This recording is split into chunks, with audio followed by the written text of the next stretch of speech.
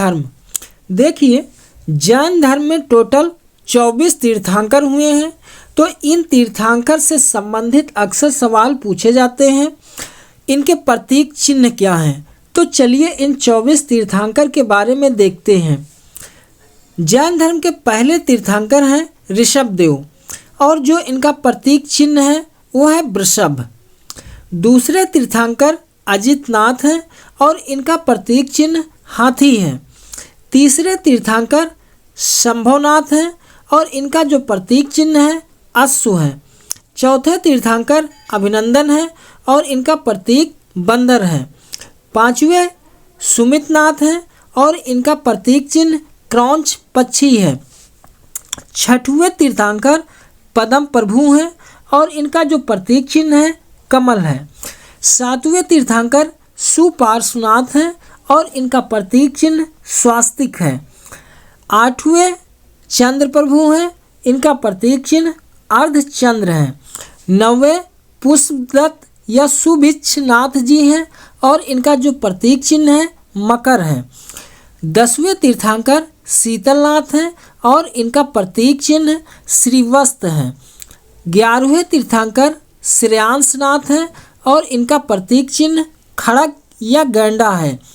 12वें जो हैं वासपूज्य हैं और इनका प्रतीक चिन्ह भैंसा है।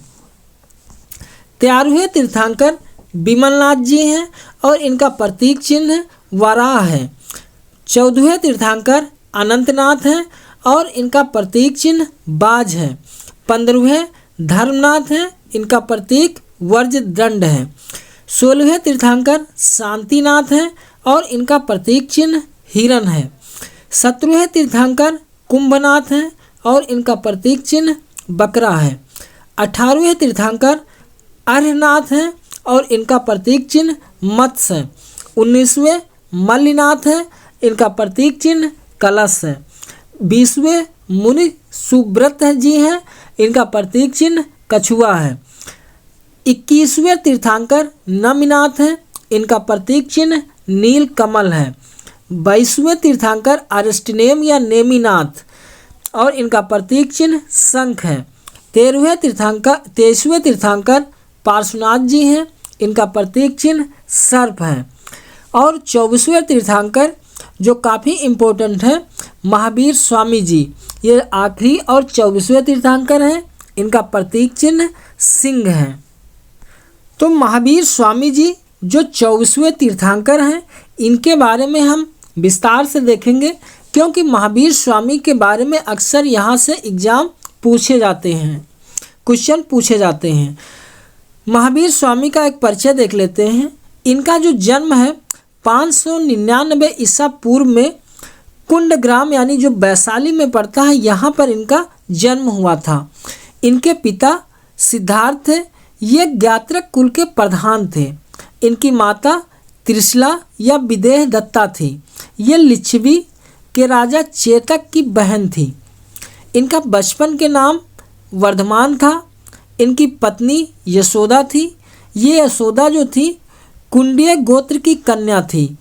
इनकी पुत्री अड़ोजा या प्रियदर्शना, ये दोनों नाम देखने को मिलते हैं। ये अड़ोजा या प्रियदर्शना थी।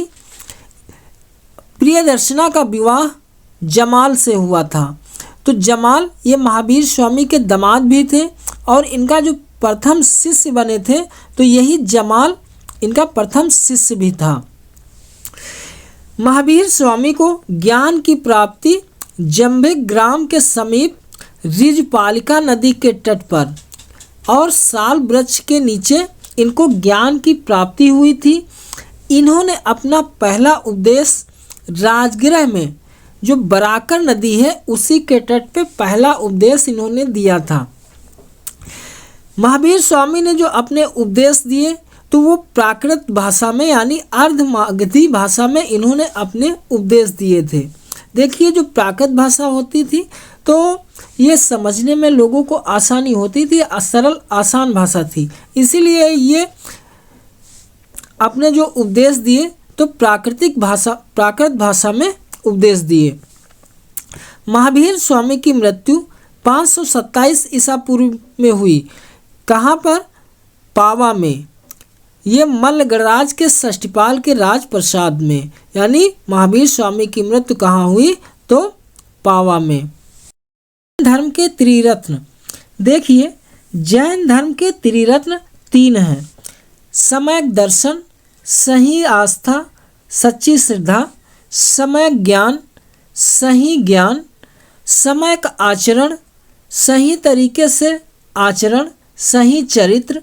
तो जैन धर्म का मानना है कि यदि व्यक्ति इन त्रिरत्न का सही और उचित तरीके से पालन करता है तो वह मोक्ष की प्राप्ति करता है, यानी जन्म और मरण के बंधन से मुक्त होकर के व्यक्ति मोक्ष को प्राप्त हो जाता है। तो जैन धर्म के त्रिरत्न है सम्यक दर्शन, सम्यक ज्ञान और सम्यक आचरण। जैन धर्म के 5 महाव्रत हैं: सत्य, सदैव सही बोलो, सच बोलो; अहिंसा, हिंसा न करो; अस्तेय, चोरी न करो; अपरग्रह, आवश्यकता से अधिक धन संचय न करो; ब्रह्मचर्य। देखो ये जो 5वां महाव्रत है, तो ये जो जैन धर्म के 24वें तीर्थंकर हैं महावीर स्वामी, तो महावीर स्वामी के द्वारा ये 5वें महाव्रत में ब्रह्मचर्य को जोड़ा गया, यानी ब्रह्मचर्य का पालन करो।